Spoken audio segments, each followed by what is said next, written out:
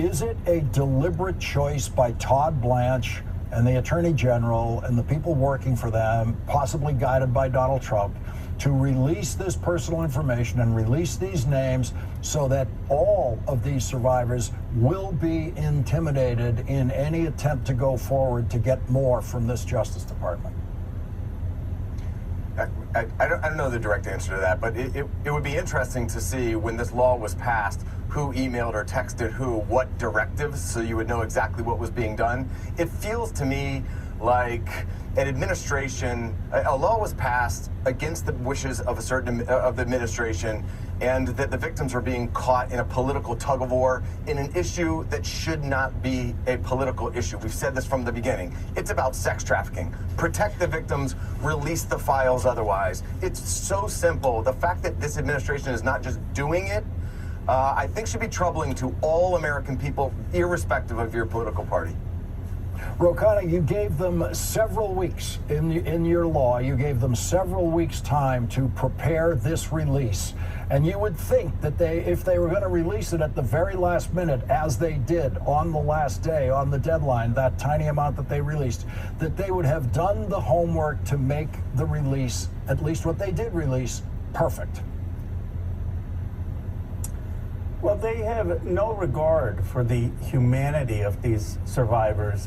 You know, I was shocked by Sarah Fitzpatrick's reporting in The Atlantic that Pam Bondi was supposed to meet with the survivors on the day before the release, and she canceled the meeting. She didn't even meet with them. She hasn't talked to Bradley Edwards. And the reality is they just view these survivors as disposable. These were girls who were from the working class. Sometimes they didn't have a father. They were preyed on by wealthy men. And what the Department of Justice seems concerned about is protecting these rich and wealthy men. They're not releasing the statements of the survivors, the FBI interviews, which show who other rich and wealthy men actually were on the rape island, who abused them. And they're drowning us with legalese. It's not that complicated. We have the survivor statements to the FBI. If they just release them, they protect the victim's identity, and they release them, the American public will know who are the other people involved. And the one document that does say there are 10 other co-conspirators should put to rest this idea that there were not other rich and powerful men involved. We know there were. Just get those names out. We are perhaps 3 years away from there being a Democratic administration with an Attorney General and a Justice Department that would release everything that these people have not released. Their only option to prevent that will be the destruction of documents for which they would need a Donald Trump pardon after the fact. Bradley Edwards, might we have to wait 3 years to get a real Justice Department working to get this information?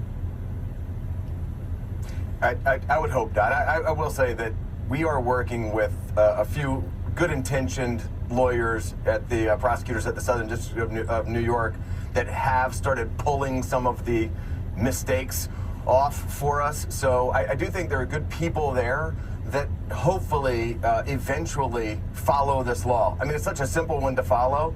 I can't imagine it can be delayed for too long and the victims don't get harmed much more in this process. I really hope we don't have to wait 3 more years. That would be absurd given how simple this process should be. Congressman Khanna, might it come to that? Might it just have to wait for another president and another attorney general to dig into what this corrupt administration has done? I certainly hope not, because these survivors have already been waiting decades. And I spoke to Bradley Edwards and some of the survivors today. I mean, some of them are prepared to come back to the Capitol and relive the trauma a third time, which will continue to up the pressure. But the one thing I do think a future Democratic administration will do, in addition to releasing whatever wasn't released, is prosecuting people who have violated the law. And people should understand that this is not something that they just comply with Donald Trump's whims or Pam Bondi's whims. They are obstructing justice. If they are releasing names carelessly, that's an obstruction of justice with what the law is. If they are redacting things excessively, they are obstructing justice. If they are hiding documents to protect rich and powerful people, they are obstructing justice. And I certainly believe the next Democratic president should prosecute that. Congressman Ro Khanna, Attorney Bradley Edwards, thank you both very much for joining us tonight. Thank you. Thank you very much, Lawrence. Thank you.